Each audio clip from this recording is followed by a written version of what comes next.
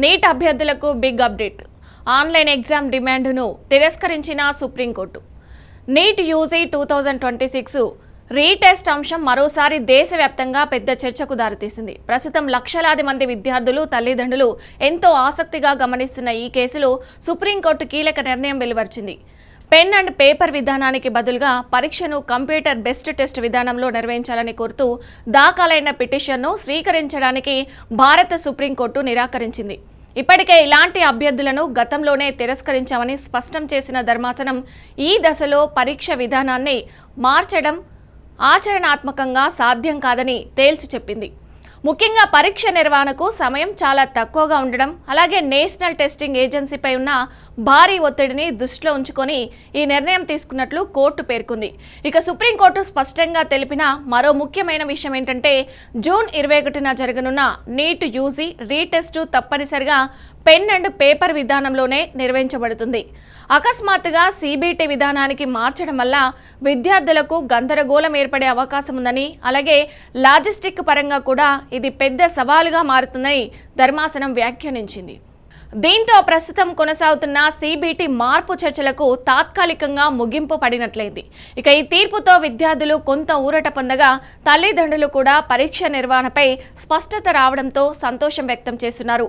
ఈ కేసులో పిటిషనర్గా ఉన్న ఆర్జేడీ ఎంపీ సుధాకర్ సింగ్ పరీక్ష వ్యవస్థలో పారదర్శకత పెంచేందుకు కొన్ని కీలక సంస్కరణలను సూచించారు. ఆయన పిటిషన్లో ముఖ్యంగా ఎన్క్రిప్టెడ్ ప్రశ్నాపత్రాల విధానం అమలు చేయాలని, అలాగే ఆర్టిఫిషియల్ ఇంటెలిజెన్స్ ఆధారిత నిఘా వ్యవస్థను అన్ని పరీక్ష కేంద్రాల్లో ప్రవేశపెట్టాలని కోరారు. అంతేకాకుండా ప్రస్తుతం ఉన్న నేషనల్ టెస్టింగ్ ఏజెన్సీ స్థానంలో మరింత బలమైన స్వాతంత్ర అథారిటీని ఏర్పాటు చేయాలని కూడా ఆయన డిమాండ్ చేశారు. ఇక ఈ మార్పులు జరిగితే పరీక్షల్లో అవకతవకలు, పేపర్ లీక్ వంటి సమస్యలకు చాలా వరకు నియంత్రించవచ్చని ఆయన వాదించారు. అయితే ఈ అన్ని అంశాలపై సుప్రీంకోర్టు తక్షణంగా నిర్ణయం తీసుకోకుండా వేసవి సెలవుల అనంతరం విచారణ జరుపుతామని ప్రకటించింది. అయితే జూలై నెలలో ఈ కేసుపై సమగ్రంగా విచారణ జరగనుంది.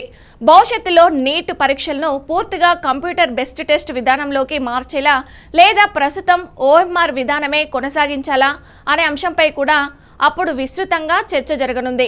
అలాగే పరీక్ష వ్యవస్థలో అవసరమైన సంస్కరణలు, భద్రతా ప్రమాణాలు, టెక్నాలజీ వినియోగం వంటి కీలక అంశాలను కూడా కోర్టు పరిశీలించనుంది.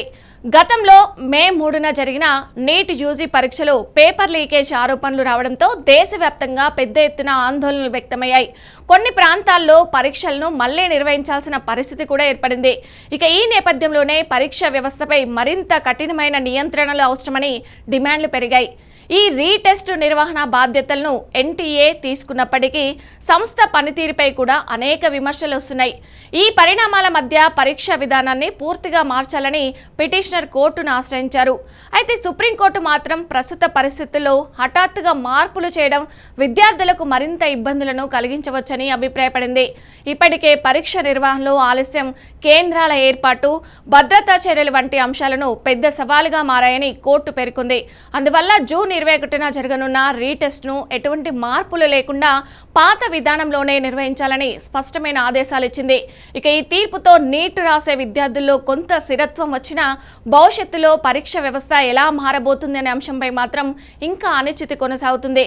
విద్యా నిపుణుల అభిప్రాయం ప్రకారం డిజిటల్ యుగంలో సిబిటి విధానం తప్పనిసరి కావాల్సిన అవసరం ఉందని కొందరు చెప్తుండగా, గ్రామీణ ప్రాంత విద్యార్థులకు ఓఎంఆర్ విధానం కూడా అనుకూలమని మరికొందరు భావిస్తున్నారు.